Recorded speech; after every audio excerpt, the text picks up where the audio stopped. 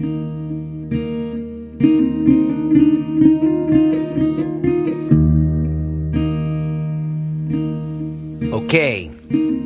how are you? What's going on, everybody? This is Yoga Talks Podcast. My name is Jay Brown, and I would like to welcome and or thank you for choosing to spend some of your time listening to this. I really appreciate it. I want to thank those of you who sent me some emails after last week when I expressed some insecurities. Many of you came to my support, and I can't thank you enough. It's lovely to know that you're out there and that you're listening and that you're getting something from this. Please, if you're ever so inspired to want to say something to me back, I invite you to do so. I want to be able to tell you, those of you who've been following along with me, that this week was much better than last week, but you know what? I can't say that it was. If you remember, I mentioned that my wife got called for some work, which basically took her out of town for 3 days. So I was solo parenting on top of my already overextended schedule, and it was quite brutal. I just don't even know how single parents do it. And I had all kinds of stuff already scheduled for that time. I recorded 2 podcasts with very high-profile people, and frankly, it's not that I'm like starstruck when I get to talk to somebody with a higher profile. It's just that I feel like more pressure. You know, like when I know somebody or they're a podcast listener or just like a fellow teacher, it's one thing, but when it's like a big name person that I've heard of, there's like a thing in my mind and I feel like I have to really bring my A game and I want to be prepared and be in my best state of mind. But are you kidding? I was like dumping the kids off at the babysitter and rushing to meet them. So it wasn't like I got to be in my optimal place. But you know what? The conversation still went great. I'm really excited to tell you about some of the conversations that are going to be happening. I will tip you off on that on the other side. But what really happened this week that I'm having to reckon with is that when my wife got back into town, the first day she was back, I basically, for the first time in 20 years, lost my temper. Like completely out of control, lost my sense of self. For a short period, it was probably only about a minute and a half. But I completely lost it. I said, fuck you to my wife, which I have never done. I've never done that before. I've been with her for 12 plus years, and I have never really raised my voice and yelled at her, maybe once or twice. But in that, I have never said, fuck you to her. And 2 days ago, I did that. Fortunately, I did regain my sense of self soon after. I did apologize to her before we went to sleep, and we did talk the next morning, and I believe everything is okay. Our relationship is strong enough to, I think, handle it. I'm hoping that she was able to forgive me some, but it doesn't take away that minute and a half. And in my defense, I was provoked. It wasn't like I just for no reason flew off the handle. She was in a very bad way as well. She had been working long days and then come back, and my 3-year-old is just a terror right now. She just tantrums for no reason at all. You do what she wants, and she's still tantruming. And we were both just like in the worst place. And she was basically going off on me. And it's a conversation that we've had many times about her having to do more of the parenting. And frankly, those of you out there who are in marriages with kids, I'm sure you can relate that often the woman in the relationship gives up more when we become parents. Like, so right now I'm doing all my shit, but she's just parenting, and I just think that there's a resentment there, and It's like she's always feeling like she's not appreciated and she's not respected. And then she's like, it's always all about you. And that just triggered me, because right now I'm working harder than I've ever worked before. I've got all this pressure on me. I'm doing everything I can. It's definitely not just for me. It's for us and for our family that I'm trying to take responsibility for my commitments. So for her to say that, I just completely lost it. And, you know, it's just a huge message for me, because that's a specific thing in my family. I've mentioned this on the podcast before. I come from a long line of men who fly off the handle and lose their tempers and yell and make the people around them afraid of them. And I swore early on in my adulthood that I was not going to be a man like that. And I've worked hard over years to develop skill sets that mitigate that tendency in me. And I've been great about it up until 2 days ago. And I think it's a combination of just ongoing building stress and just little things like this freaking commute. I've been drinking caffeine to keep myself from falling asleep while I'm driving. And I just don't do that. I'm not like a coffee drinker. Like, I'll have a tea, but I'm like fucking drinking Red Bull at like 10 p.m. so I don't fall asleep while I'm driving home. And it just, I think it made me edgier. What it did is it loosened that bit of space that I keep in my head, so that I'm making a choice rather than reacting. And for a moment, while I was in this like heated instance with my wife, she said something and I didn't have that space there, and I just reacted in a purely emotional, like lizard brain way. And it was in front of my children. And I don't know. It just means that like I can't keep doing what I'm doing. I got to make a change in it. It might even have to happen sooner. And it looks like that's going to happen. It just seems like something Eric Schiffman said on this podcast is happening, where the momentum of life picks you up and takes you where you need to go. And that feels like what's happening with me. The momentum of life is making moves on my behalf. I'll fill you in on that eventually. But first, let's get to who's on the podcast today. And actually, once again, my own sharing of tribulations is not inappropriate as an introduction to this talk today with Amy Ippoliti. I did not really know Amy. I was introduced to her at that Yoga Journal conference that I went to, and I reached out to her, and we have a really engaged, and I think you'll hear, honest conversation about her experience of coming into the yoga profession and riding the wave. We were parallel in certain ways, but she certainly was much more high profile and mainstream in certain ways than I have been. And she is very forthcoming, which I was appreciative of her experience in the Anusara school, because she was one of the earliest teachers. She was a senior teacher. She worked very closely with John Friend, as you'll hear. Those of you who are listening, who are maybe generations after the Anusara and don't know much about all of that, maybe you've just read a few things or heard a few things, I think this is a really interesting account of some of the history of how that all went down and why that all went down. So, very cool. We're going to listen to it today. Before we do, let me mention my gigs. I'm going to be in Helsinki, Finland, August 23rd through 30th. And, I just was in contact with them today. And I guess there was a bunch of people who really wanted to do it, but they couldn't do like the full 5-day intensive.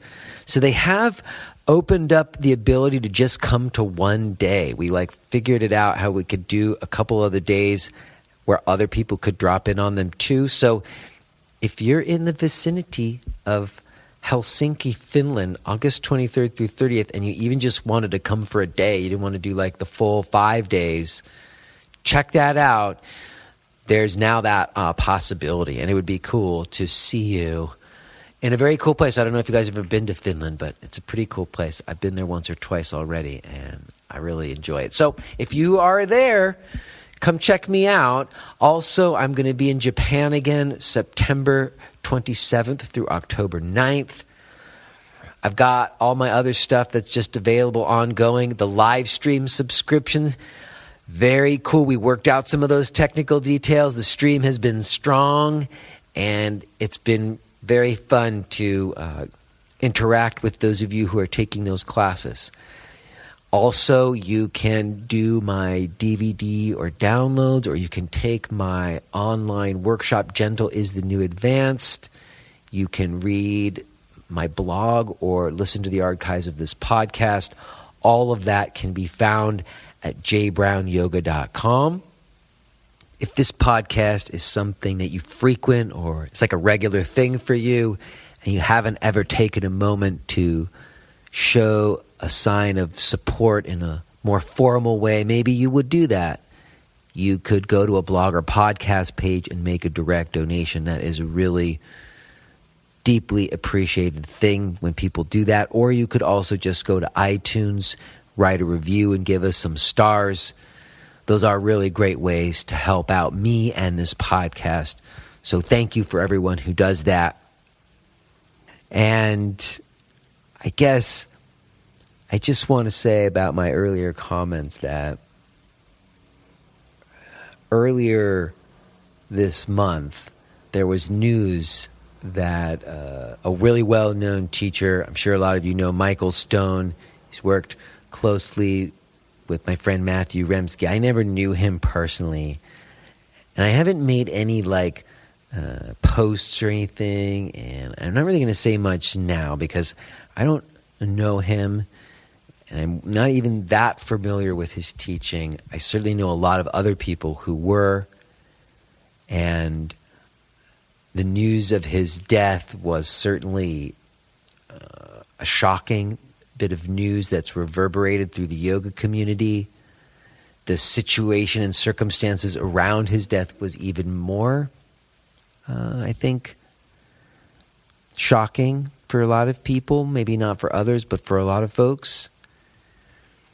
And something that someone said to me in an email this week really, stuck out to me, where last week I was saying I was insecure because I do these intros and I reveal all this stuff, and someone pointed to that circumstance with Michael Stone and how there was all this stuff that he didn't feel like he could talk about because it would have painted him in a way that makes him less spiritual or something, like you're not supposed to have flaws or problems or whatever, and that was the issue, and that we need to be able to be honest and talk about our mental states and what's really going on with us, and not paint these unrealistic pictures of what yoga teachers are or how they are or what it means to have a yoga practice.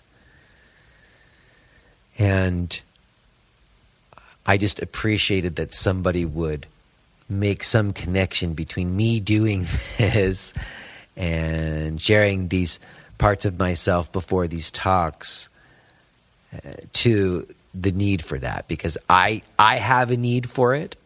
I have a need to feel like people are getting a real picture of me and what I do, so that I don't have to pretend to be something else. And I think a lot of the conversations that I've been having are about that, are about teachers being more transparent so that they don't have to be something that they're not. And I think that Amy certainly does a good job of it in this talk today. So let's do that. Let's go ahead and listen to this conversation I had with Amy Ippoliti.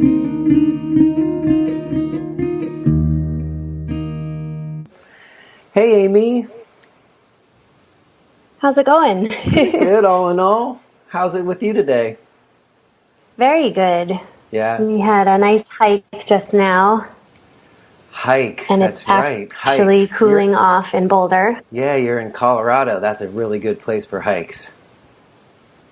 Yeah, where are you located? Well, actually, I just moved to Easton, Pennsylvania, which also has some areas for hiking, certainly more than Brooklyn.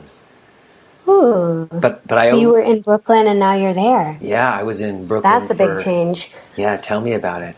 Well, it's not crazy. It's not like we're super rural here, but I did just move like 2.5 weeks ago. Wow. So yeah, you're talking to me like in the midst of like some of the most life transition that I've had to face as an adult yet with my two Oh my kids now. goodness. So yeah, I'm in the midst.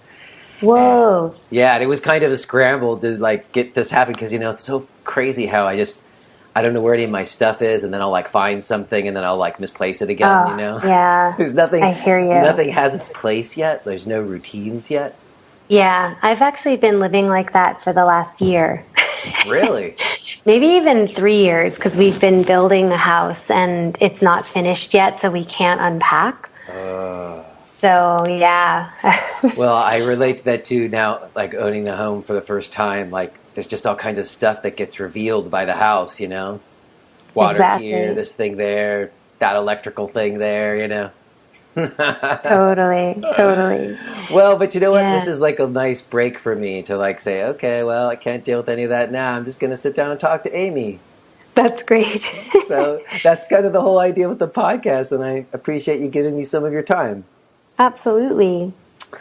So, you've come up on the podcast like a bunch of times because people who've been on the podcast knew you, and I didn't. I didn't know that you were like a New York City scene person, frankly. Oh, yeah. Yeah, totally born and raised. Because, like, I guess I came aware of your name later after you moved, but we were both there at the same time.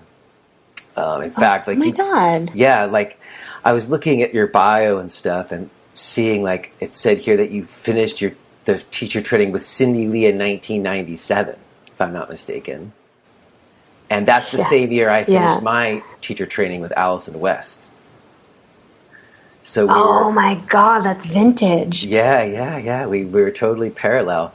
But I'm curious, before you did Cindy Lee's training, had you already been practicing yoga? I had, for about 11 years. Okay, well, yeah. Oh, I read that your mom exposed you when you were really young, right? Exactly. Whoa. But you didn't did you grow up in New York? I did, absolutely. Oh, okay. Like where? Yeah. Like in the city proper you grew up? I grew up in a combination of the Upper East Side and Greenwich Village because my parents were split. So I was weekends in the village and the weekdays uptown. Wow. So yeah, that's wild. What was that like growing up in the city? I spoke to Alex O'Dare. She grew up in the city. And I spoke to Eddie Stern. He grew up in the city. I didn't show up until 1990, okay. So what was it like when you were growing up in the city? Well, it was, for me, like just having the two locations was so different because the vibes of those two neighborhoods are so different. So I had that kind of psychotic going back and forth, shuffling uptown and downtown. But, just there's like a fierce independence, I think, that happens because, you get to be even 7 years old and you can walk to the store by yourself. I have a 7-year-old right now, and I wouldn't. I mean, maybe in this neighborhood I'm feeling like a little more comfortable, but in Brooklyn I wouldn't have let her walk to the store by herself. Yeah, maybe my at that mom time was it was like, different. yeah, go see your friend. Just you could just walk down the street, and there was like that moment riding the bus. For the first time. I think I was 10 when I rode the bus for the first time by myself. Just there's such a I don't know, we just felt really independent from a very young age. And you get that kind of cagey awareness when you're growing up in New York too. Like your reaction time is so much more tuned than most people. So I think we're just a lot more present. I think inherent New Yorkers are very present because you have to be, because there's somebody like 1 foot away from you that you have to watch out for. And so, yeah, it was a good. All right. And so what was the yoga like that your mom exposed you to first? Like what kind of was like Shiva Nanda yoga? What was she doing? She actually invited me to a class. So we were at a fitness center working out, and I was working at the front desk to trade for those classes. I was kind of an exercise obsessed teenager. Okay. And so we just were at that place exercising, and she said, "Hey, do you want to, do this yoga class?" And I was like, "Sure." Because they added yoga to the schedule, and that was it. I see. And do you remember what the class was like? Oh, yeah. I'll never forget that class. It was super far out. It was in the 80s, and no one was doing yoga at that time, really. Like, if you did yoga, it was in darkened rooms with shag carpets and candles and incense. And so this was sort of the first time yoga was kind of done in a more fitness environment. Like seen as, it's this other activity that we could do. But at the time, all the teachers were deeply, seeing it deeply as a spiritual practice and much more sort of, Hindu woo-woo and mystical and that kind of thing. And this teacher did not hold back in that way. And so we walked in, it was like, oh, this is different. So yeah, it was really something. All right, and that made some impression on you? But you didn't get into yoga right away. Like, didn't you do other stuff in college? I was 16 when that occurred, so that was before college. So then throughout college, there wasn't really a lot of yoga going on in the college that I went to at Oberlin. But we had yoga classes, I guess, were going on in New York City. At that point, we kind of got into it more, and we started seeking out other teachers and finding other places to go. And they were all, frankly, in gyms. Was really gyms and fitness places were the only studios we knew about. I think Jiva Mukti was just getting its start as a yoga studio, and then the yoga studios started kind of popping up, and we just kept going to them. Well, Cindy Lee talked about how she met Sharon at a Crunch gym. Like Sharon was teaching classes at the gym, and they met there, and then she was sort of like still teaching there while she had Jiva Mukti, Right. And it was kind of getting people to come over, I think. Yeah, and it was at one of the sort of new yoga studios that opened with a teacher that my mom and I were following that hired Cindy Lee to teach, and that's how I found her, was at his new yoga studio. And she was one of the teachers on the schedule, and I had gone to one of his disciples' classes over and over again because I stopped going to his classes. Who was that? And so his name was Noel Daniel. Okay. And I had sort of stopped going to his classes and going to one of his top students. And at some point I just kind of had this recognition that I was ready for more, that I had sort of hit my limit with this teacher. And so I was really frank with her. I said, I'm ready for more. Like, is there another teacher on the schedule, or just a way I can advance myself? She said, go to Cindy Lee's class.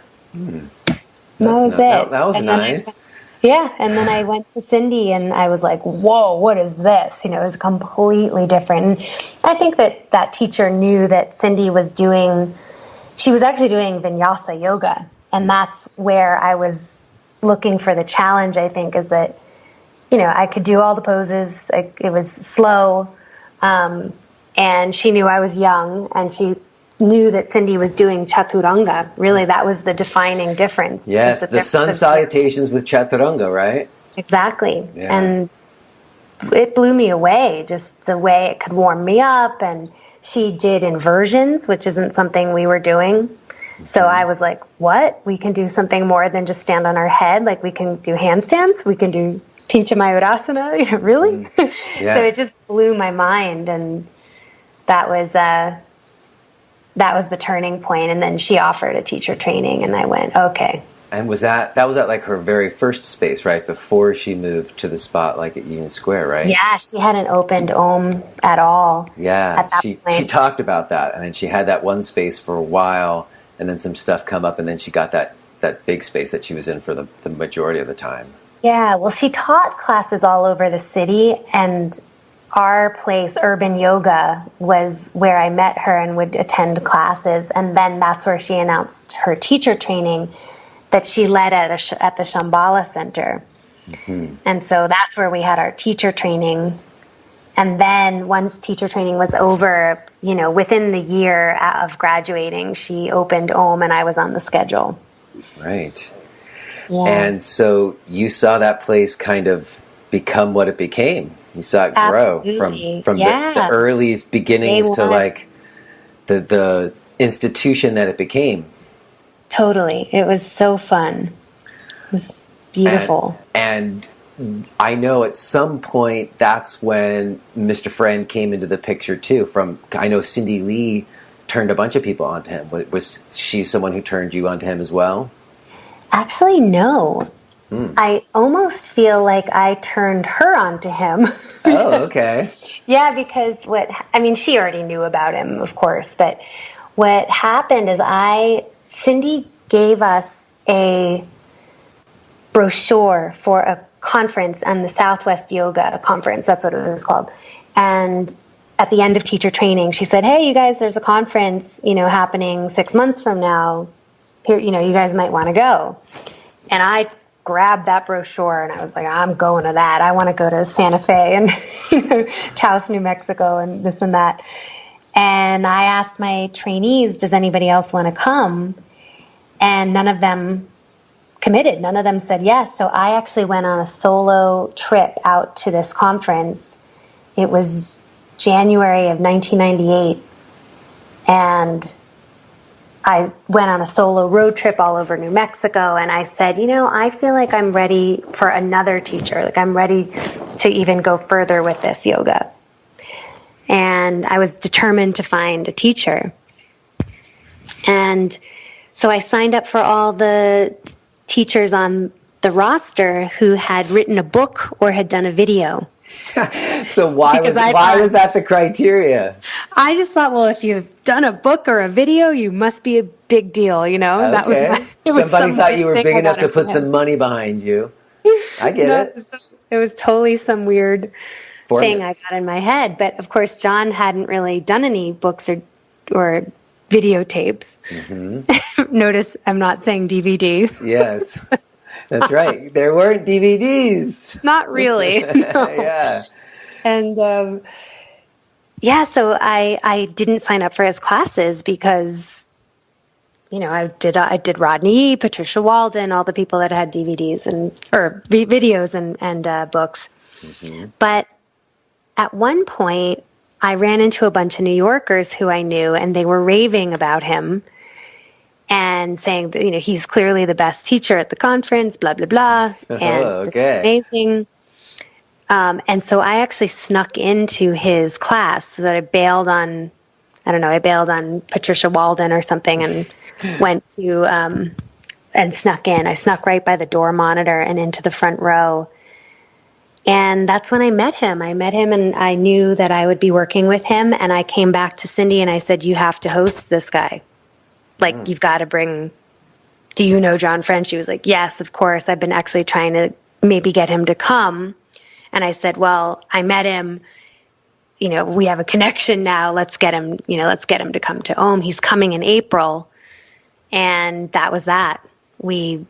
He came in April for another workshop and a therapy training, I believe, something like that. And we were able to get him at least like a 3-hour workshop at Om Studio. And that's when he started kind of teaching at Om a little bit. But so what was it about that class that you snuck into at that conference that made you feel like, you had to study with him? Like, what was it? Do you remember? There were a couple things.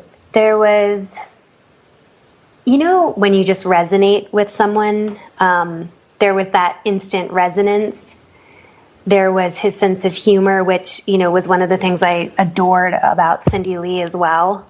That she wasn't afraid to have a good time in class. That was clear about him. But it was like from the moment he opened his mouth, there was a sort of like, oh my God, this is it. It was just a feeling more than anything else that he said.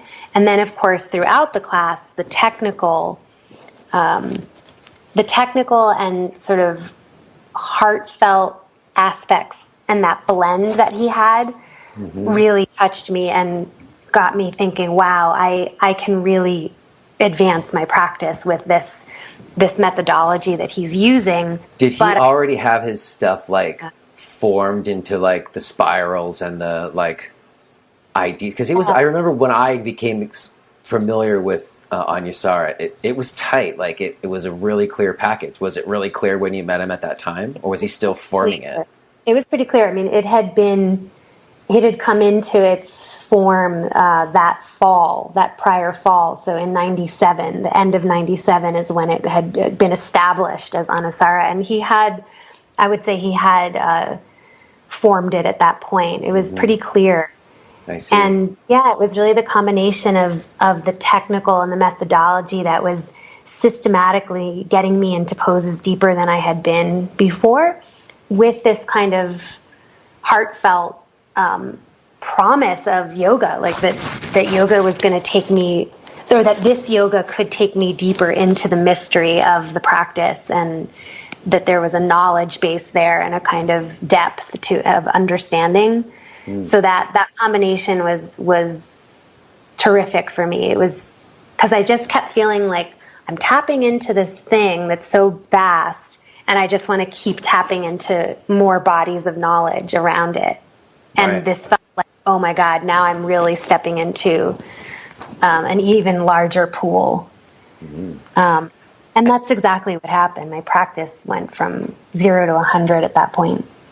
Yeah, I mean, it certainly seems like in the early times, it really was a pretty powerful system. I've said it before in the podcast. I remember someone handing me, like, showing me their teacher training manual from it. And, like, me looking at it and being like, wow, this is really impressive, you know? Like, it was a pretty heavy-duty program that you had to really work to get through. It wasn't like an easy ride, you know? It was like a lot of work. It was a rigorous training. That's what I mean to say.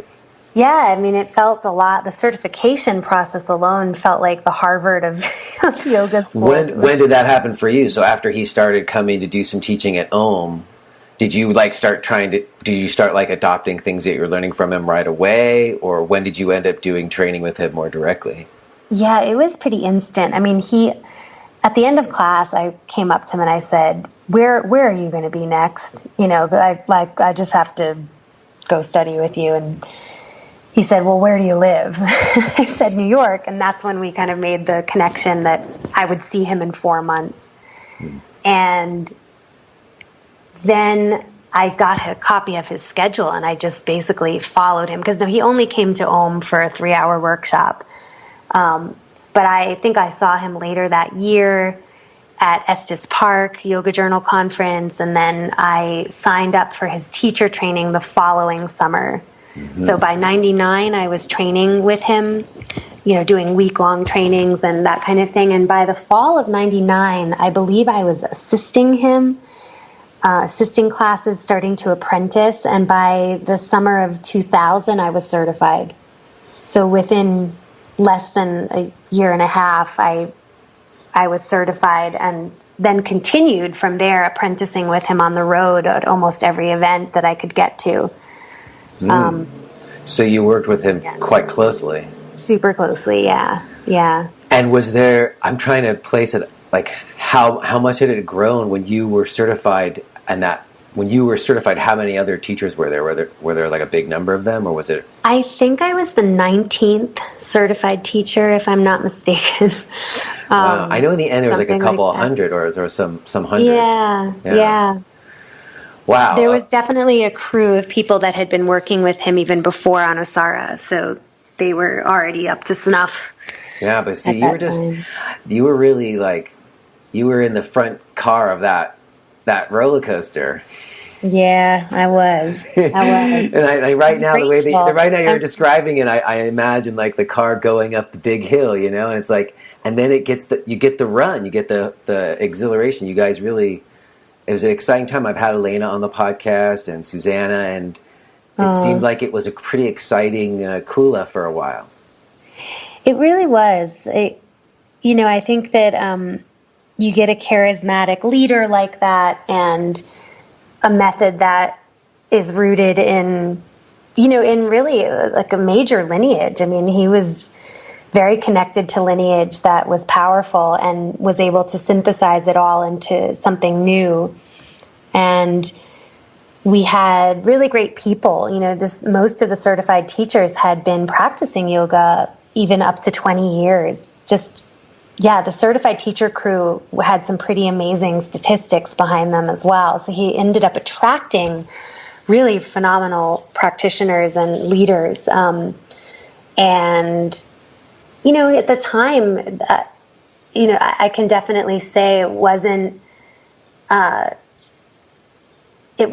like sort of culty in the very beginning. It was certainly, you know, this is a community. This is definitely a group of people that has their own language in some ways, but it only got sort of cray-cray toward the end when it was so out of control. There were just so many people that were into it. It was like the fastest growing style of yoga in the world. And it did seem like it. I remember just spiraled out of control. I just remember the moment when I was like looking at Yoga Journal magazine, and it had that issue of like choose your style.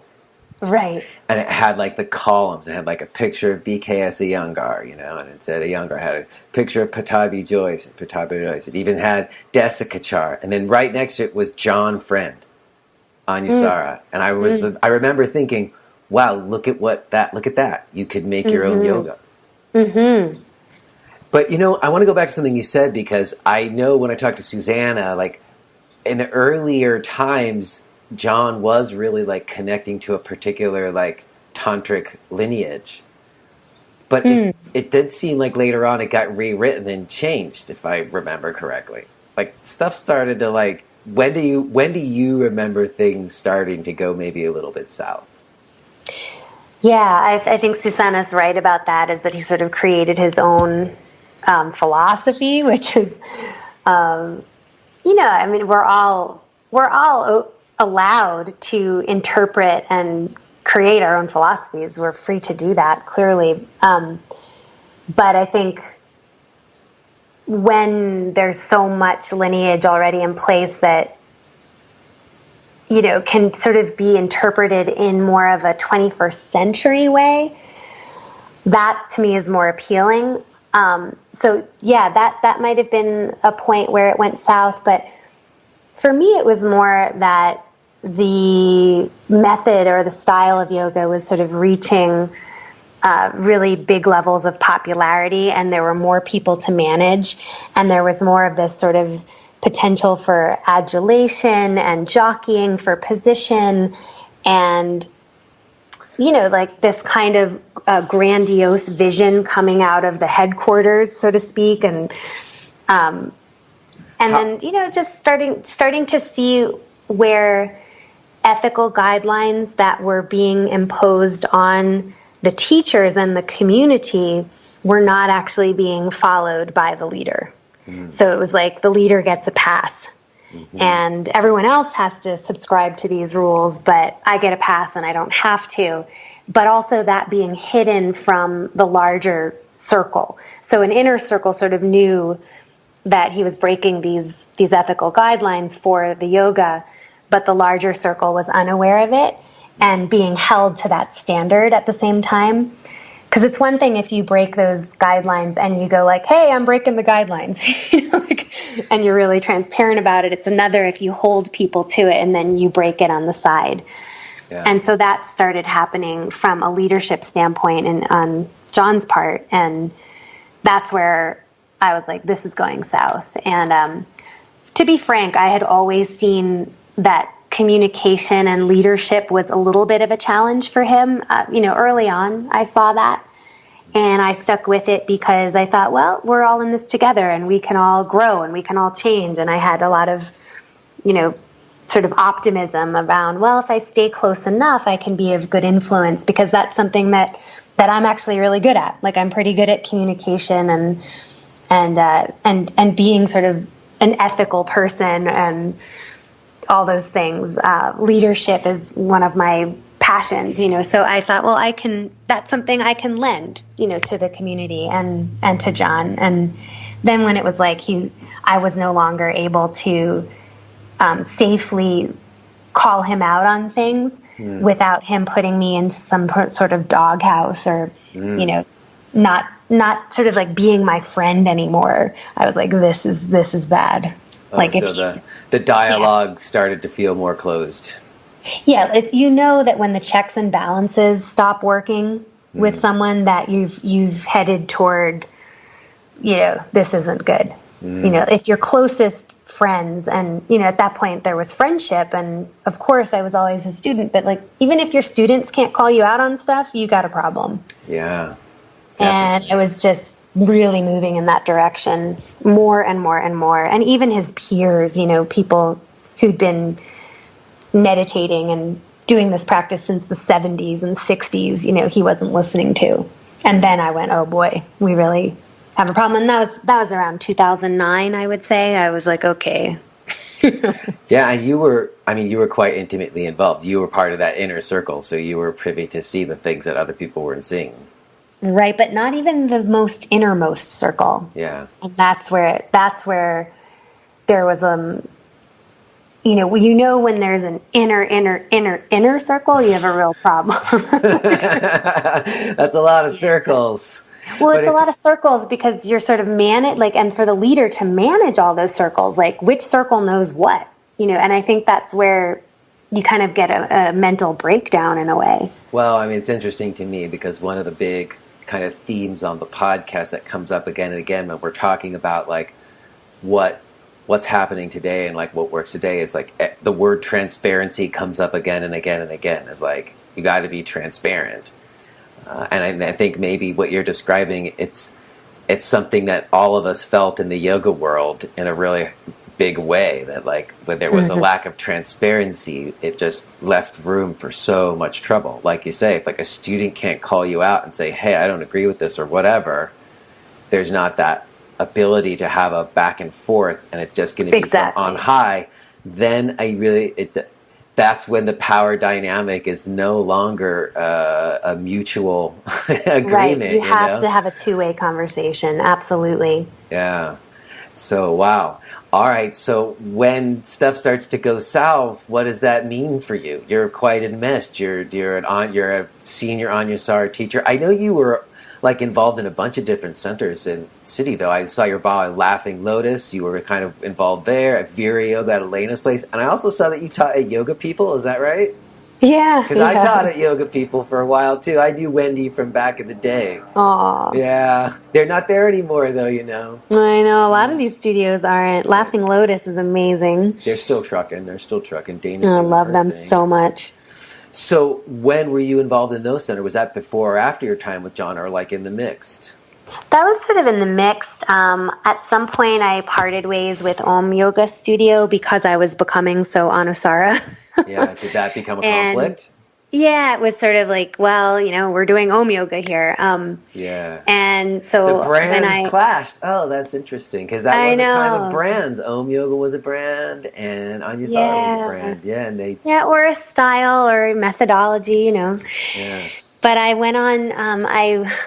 I sort of amped up my crunch stuff, and then I also talked with Dana Flynn, and I said, "Hey, I'm out of Om, looking for a place to teach," and she was like, well, why don't you teach here? Nice. And that was so great. It was really great on a number of levels. That ended up fading too because my travel schedule with John amped up. And so I had to leave that eventually because I couldn't retain students because I was always leaving. You were on the road. Yeah, but what was wonderful is that Dana and I practiced every week together. We set up a time that we kept to every week, and people came, but it was always Dana and I. And we just learned so much from each other and had such a great time and advanced our practices really hardcore. Just it was so great to practice with her, really like one-on-one many times, and then we would have other people come in, as I said. But that was really a highlight for me. And at some point, when Elena was about to open Vera Yoga, I lost one of my classes at Crunch. And she said, well, why don't you come to Vera, help me open this place? And that's when we opened at Vera Yoga. And we simultaneously with that, I was starting one of my teacher trainings. That was 2002. And the place that we had rented out didn't work out. And she said, well, why don't you just come to Vera, do your teacher training at Vera. And that's when Susanna Harwood Rubin, Tara Stiles, all kinds of teachers went through that program. And it was really nice because we were able to do it at Vera. And Douglas Brooks came in and taught for that. Many of those students were exposed to Douglas Brooks for the first time. And yeah, that whole thing started. That's some early New York Times, man. Vintage, right, man? But also, like, just because you, like, all those places that you just dropped, those are all, like, examples of centers, you know, like, of people opening up their independent places, you know, those little spots everywhere. Because I'm always talking about that. There's always, like, teachers who aren't from New York who hear the podcast, and I'm always talking about these early times, and all these spots, people were just, it was a pretty exciting and just growth time for yoga. Where it really was. It really was. Yeah. Wow. Yeah. All right. So then, though, you're still traveling a lot, though. You said you're on the road a lot, which does make it hard to like get any kind of consistent thing happening in one place if you're on the road all the time. Yeah, I quickly realized that regular classes they don't really work out if you travel. So that was sort of happening already in New York by the time I left in 2004. And then it also became the case out here in Colorado where I live now. So is that why you left? If you are hearing this message, then you're listening to the free version of J. Brown Yoga Talks.